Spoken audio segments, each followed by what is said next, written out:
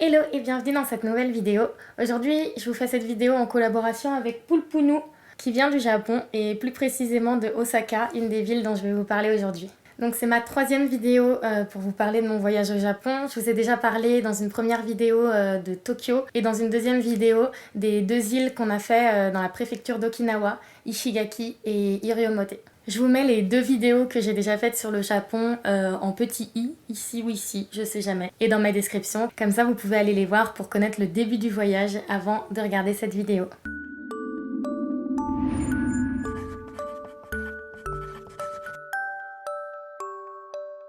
Donc depuis Ishigaki, on a pris l'avion jusqu'à Osaka. Et arrivé à Osaka, on s'est installé dans notre petit hôtel. C'était notre premier hôtel, enfin c'était pas vraiment un hôtel, c'était genre un peu comme un Airbnb en fait. C'était le premier lieu un peu typique japonais dans lequel on allait dormir, avec les futons, les tatamis et tout, et c'était super chouette. Ensuite, le premier truc qu'on a fait, c'est d'aller au Pokémon Café parce que c'était le truc qu'on voulait faire depuis un moment. On voulait le faire à Tokyo et puis finalement, on a vu qu'il y en avait un à Osaka aussi. Du coup, on s'est dit, allez, go! Et pour une fan de Pokémon comme moi, c'était genre le rêve. Il y avait genre un Pokémon Center avec plein de peluches Pokémon et plein de trucs Pokémon. Et voilà, on a trop kiffé.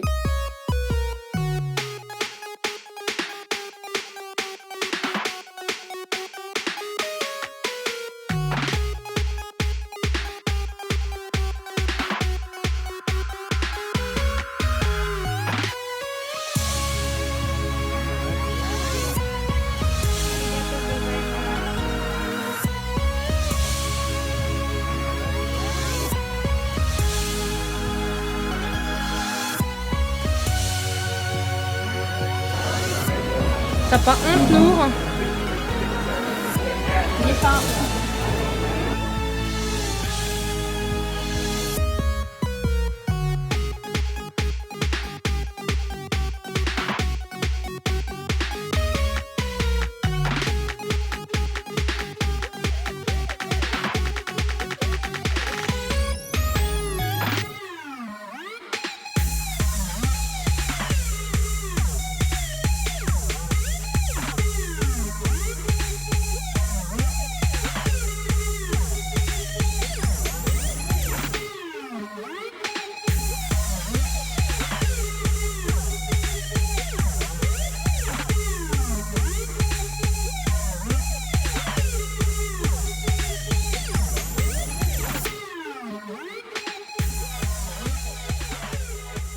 Ensuite, on est sorti le soir dans Osaka et on a fait le quartier d'Otombori qui est super joli avec en fait c'est le long d'une rivière avec genre des grands panneaux lumineux qui rappellent un petit peu Tokyo pour le coup, mais ça donne encore plus de charme je trouve avec la petite rivière. Et on a fait la fameuse rue où il y a tous les stands de street food genre avec des brochettes et tout et c'était trop bon.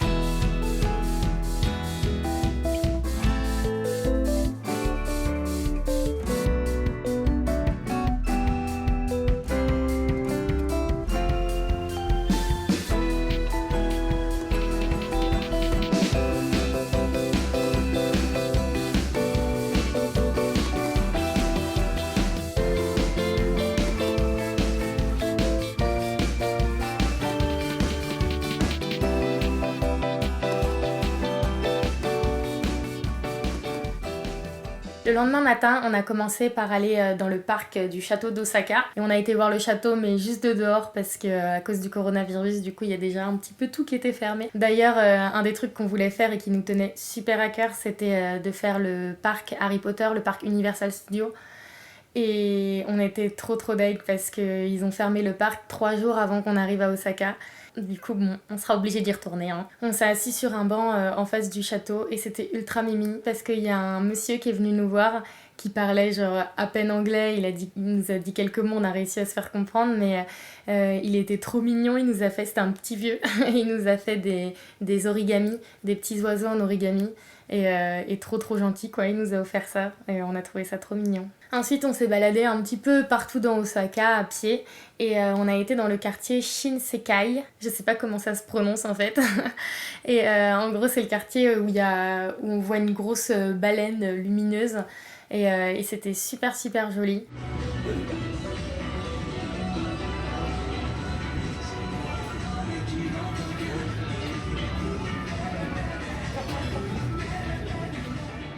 En essayant de trouver un endroit pour boire un café latte, on s'est perdu dans un casino en fait, super chelou, genre c'était immense et il y avait plein de gens qui étaient là en train de jouer des jeux d'argent et tout, il y avait des trucs de jeux vidéo aussi je crois. Mais c'était genre ultra fort le bruit et c'était trop bizarre et les gens ils étaient vraiment trop bizarres là-dedans. Bref, on s'est égaré quelques instants là-dedans.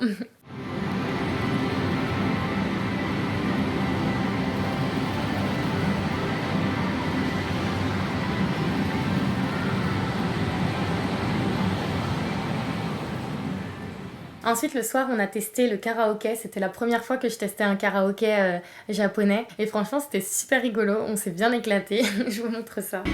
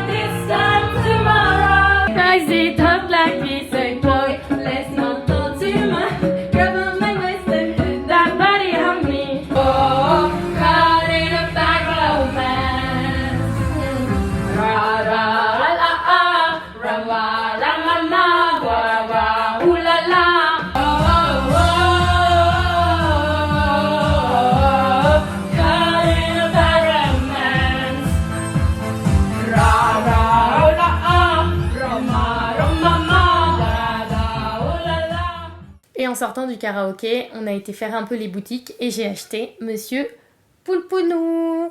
En fait, à Osaka, la spécialité culinaire, c'est les takoyaki. Et donc, c'est des boules de beignets à moitié avec du poulpe dedans.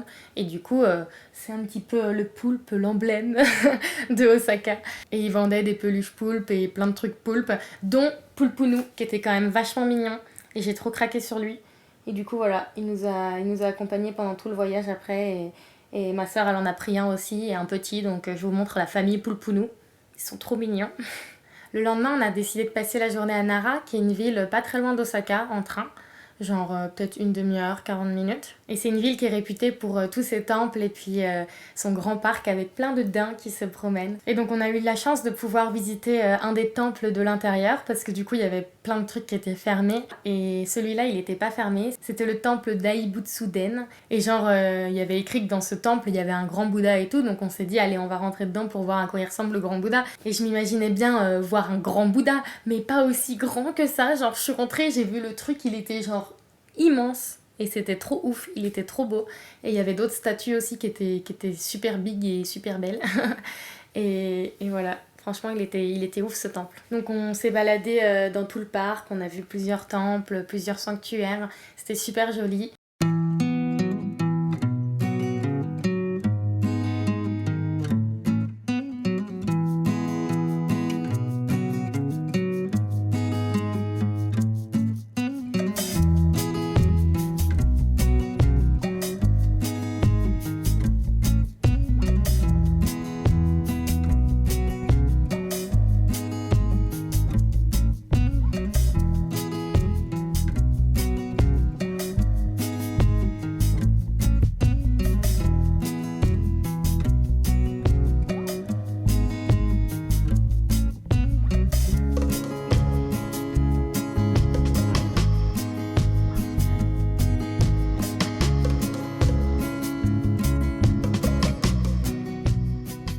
Et le midi, on a trouvé un restaurant où ils cuisinaient des nabés. Et les nabés, en fait, c'est un grand plat de soupe avec plein de légumes et de viande et de choses dedans. Et donc ensuite, on est rentré à Osaka. Le lendemain, on a pris le train pour Kyoto. On s'est installé à l'hôtel et l'hôtel, il était trop bien, il était trop confortable. On retrouvait des vrais lits, on retrouvait le confort et franchement, des fois, ça fait un peu du bien quand même. On a commencé par faire les Fushimi Inari, donc c'est le truc un peu connu de Kyoto, avec toutes les portes rouges. Et j'avais vu des photos et tout, comme quoi effectivement il y avait des allées avec plein de portes rouges et tout. Mais en fait je m'imaginais pas du tout que ça allait être aussi long que ça. Je pensais que c'était juste une allée avec voilà pas mal de portes et tout. Mais en fait on a marché pendant des kilomètres et il y avait encore des portes rouges et tout. Ça partait même dans la forêt, dans la montagne et tout. Et il y avait encore les portes rouges tout du long. Et c'était assez ouf, franchement je m'attendais vraiment pas à ça. C'était trop beau.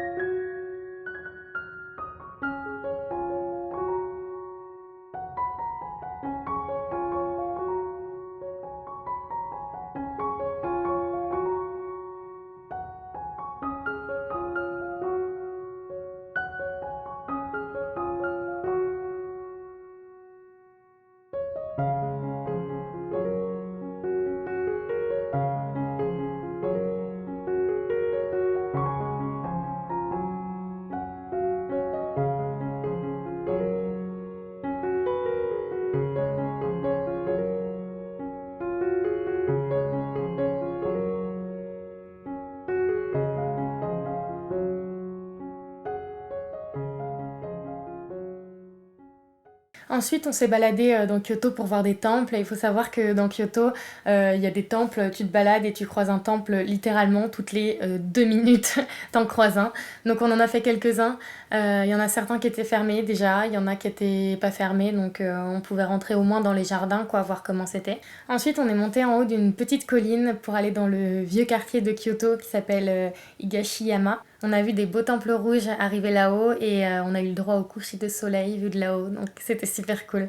Nous qui voulions un beau coucher de soleil depuis le début du voyage et on ne l'avait jamais eu, bah là on l'a eu. Donc on a vu le temple Nyomon, je sais pas, le temple Kiyomizu-dera, et bref, plein de temples avec des noms bizarres. Et on a aussi vu la jolie tour de Yasaka. Et ensuite, on a fait le quartier de Gion pour chercher les geishas parce que c'est le quartier des geishas. Mais il y avait personne dans le quartier, genre c'était ouf, c'est censé être un quartier touristique quand même et il y avait personne. Merci le corona.